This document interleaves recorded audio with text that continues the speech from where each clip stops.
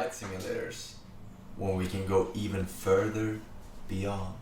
Observable universe is a big place that's been around for more than 13 billion years.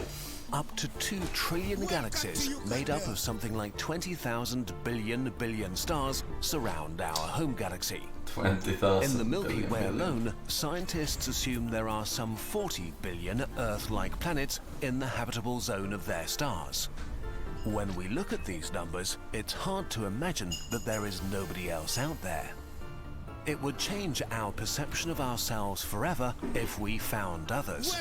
Just knowing that this vast place is not dead would shift our perspective outwards and could help us get over our irrelevant quarrels. But before looking for our new best friends or worst enemies, we have a problem to solve. What are we actually looking for?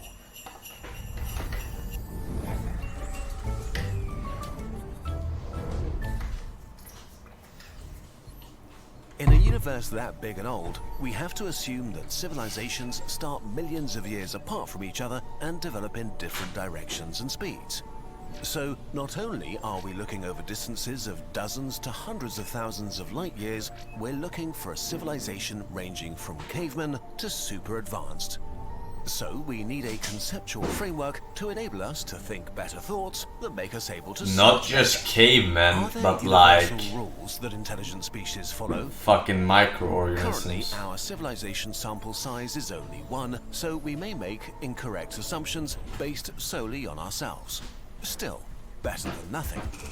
We know that humans started out with nothing but minds and hands that could build tools. We know that humans are curious, competitive, greedy for resources, and expansionist. The more of these qualities our ancestors had, the more successful they were in the civilization building game.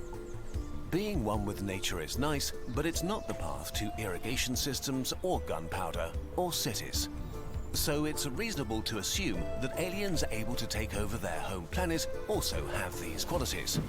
And if aliens have to follow the same laws of physics, then there is a measurable metric for progress: energy use. Human progress can be measured very precisely by how much energy we extracted from our environment and how we made it usable to do things. We started with muscles until we learned to control fire. Then we made machines that used kinetic energy from water and wind. As our machines got better and our knowledge of materials expanded, we began to harness the concentrated energy from dead plants we dug up from the ground. As our energy consumption grew exponentially, so did the abilities of our civilization. Between 1800 and 2015, population size had increased 7-fold, while humanity was consuming 25 times more energy. It's likely that this process will continue into the far future. Based on these facts, scientist Kardashev developed a method of categorizing civilizations from cave dwellers to gods ruling over galaxies. The Kardashev scale, a method of ranking civilizations by their energy use. The scale has been refined and expanded on over the decades, but in general it puts civilizations into 4 different categories. A Type 1 civilization is able to use the available energy of their home planet. A Type 2 civilization is able to use the available energy of their star and planetary system. To be fair, we're using sun, right? So what are we? 1.5?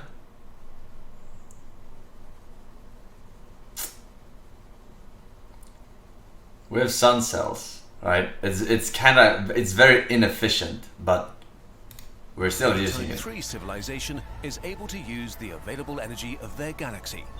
A Type 4 civilization is able to use the available energy of multiple galaxies. These levels differ by orders of magnitude. It's like comparing an ant colony to a human metropolitan area. To ants, we are so complex and powerful, we might as well be gods. So to make the scale more useful, we need subcategories.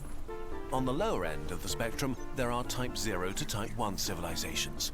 Anything from hunter-gatherers to something we could achieve in the next few hundred years. These might actually be abundant in the Milky Way. But a civilization that is not actively transmitting radio signals into space might be as close as our nearest stellar neighbor, the Alpha Centauri system, and we would have no way of realizing they exist. But even if they transmitted radio signals like we do, it might not be very helpful. On an interstellar scale, humanity is practically invisible. Our signals may extend over an impressive 200 light-years, but this is only a tiny fraction of the Milky Way. And even if someone Oh, were Mr. listening after Forsen, you look like a man in need of orgasmic indulgence. How about taking a break from pretending in front of 10,000 mountain sipping virgins and come sit on my lap instead? I will make wonders of your Scandinavian huskies. Mountain Dew sipping virgins.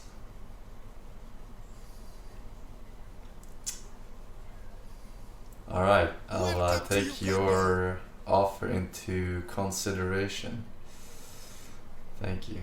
Badass Bog Hunter, Sensei Sulu Warrior Scout, Mr. Vader FTW. Thank you, boys. See you and welcome. a few light years, our signals decay into noise, impossible to identify as the source of an intelligent species. Today, humanity ranks at about level 0.75. We have altered our planet. We've created huge structures, mined and stripped mountains, removed rainforests and drained swamps. We've created rivers and lakes and changed the composition and temperature of the atmosphere. If progress continues, and we don't make Earth uninhabitable, we will become a full Type 1 civilization in the next few hundred years. Any civilization that becomes a Type 1 is bound to look outside because it's likely that it's still curious, competitive, greedy, and expansionist. The next reasonable step towards transitioning to Type 2 is trying to alter and mine other planets and bodies. This might start with outposts in space, transition to infrastructure and industries near the home planet, move on to colonies, and end with terraforming other planets by changing their atmosphere, their rotation, or position. As a civilization expands and uses more and more stuff and space, its energy consumption scales with them. So at some point, they may embark on the largest project a lower Type 2 civilization can take on, harnessing the energy of their star by building a Dyson swarm. Once this megastructure is finished, energy has become practically unlimited for molding the home system however they see fit. If they are still curious, competitive, greedy, and expansionist, and now have complete control over their home system, stellar infrastructure in place, and the energy output of a star, the next frontier moves to other stars light years away. For a Type 2 civilization, the distance to other stars might feel like the distance between Earth and Pluto does to us today. Technically within reach, but only with immense investments in terms of time, ingenuity, and resources. This begins their transition towards Type 3. This step is so far beyond us that it becomes hard to imagine what exactly these challenges will look like and how they'll be solved. Will they be able to find a solution to the vast distances and travel times of hundreds or thousands of years? Will they be able to communicate and keep a shared culture and biology between colonies light years apart? Or will they split into separate Type 2 civilizations? Maybe even different species? Are there deadly challenges between the stars? So the closer a species gets to Type 3, the harder it becomes to fathom what it might actually look like. They might discover new physics, may understand and control dark matter and energy, or be able to travel faster than light. We might be unable to grasp their motives, technology, and actions. Humans are the ants, trying to understand the galactic metropolitan area. A high Type 2 civilization might already consider humanity too primitive to even talk to. A Type 3 civilization might feel about as like we feel about the bacteria living on the anthill.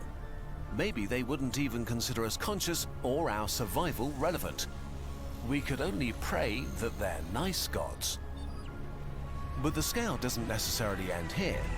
Some scientists suggest there might be Type 4 and Type 5 civilizations whose influence stretches over galaxy clusters or superclusters, structures comprising thousands of galaxies and trillions of stars.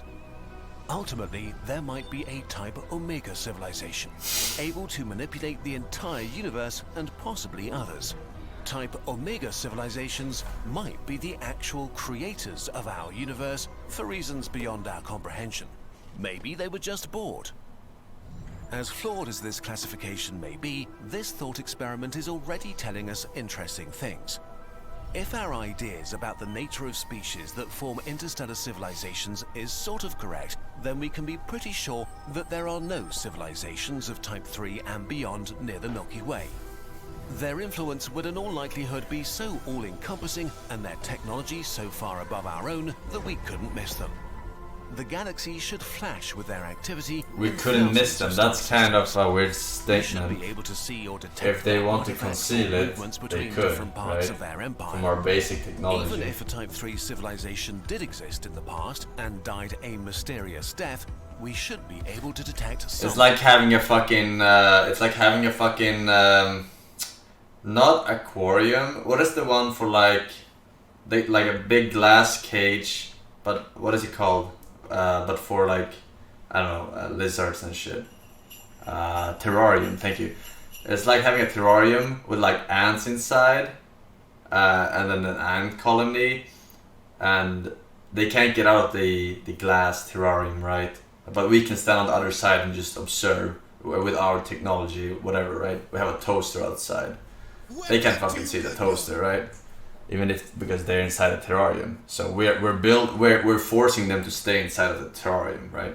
So he thinks that just because we can't see it, there are no tier 3 or whatever fucking level 3 motherfuckers Of the near remnants us. of their empire.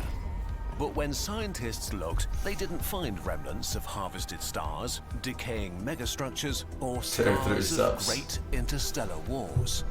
So they're very likely not out there and never were. In a sense, this is very sad, but also very reassuring. It leaves the galaxy to us and others similar to us. So the most promising civilizations to look for may be somewhere in the spectrum from Type 1.5 to Type 2.5. They wouldn't be too advanced to understand them and their motives. They may have finished their first megastructures, and they might be in the process of moving stuff between stars and transmitting enormous amounts of information into space by accident or on purpose. They would probably also look to the stars and look for others. Then again, maybe we've got it all wrong. Maybe progress to Type 2 does not mean expanding outwards, and humanity is still too immature to imagine otherwise. For now, all we really know is that we haven't seen anybody yet, but we've only just started looking. Until we finally find friendly super aliens and can ask them to explain the rules of the universe to us, most of us have to make do with learning stuff ourselves. Whether you're going back to school, leaving home for the first time, or if you're just entering a new phase in your life, our shop is stocked and ready for all your back-to-school needs.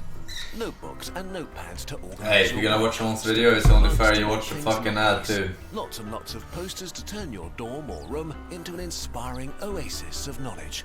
We have new shirts and, for the first time, a Kurzgesagt Earth sweater. All of these products are designed and produced with love by the Kurzgesagt love. merch burbs. Our merch is the Love easiest for way to money. support what we do and keep our videos free for everyone. Thank you for watching. Thank you for explaining. It's interesting. I do wonder how it will look, how our planet will look in 300 years. I don't think we could even comprehend if someone from 300 years came and explained shit to us, right?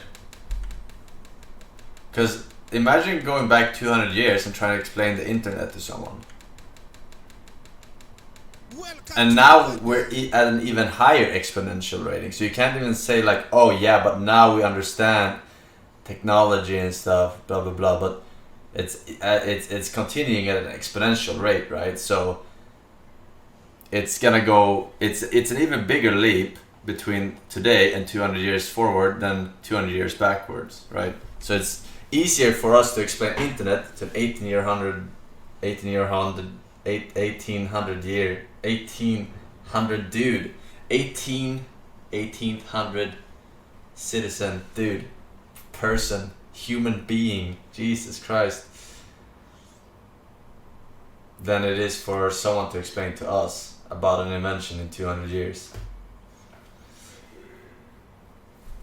That's interesting. Damn. Are we born too early?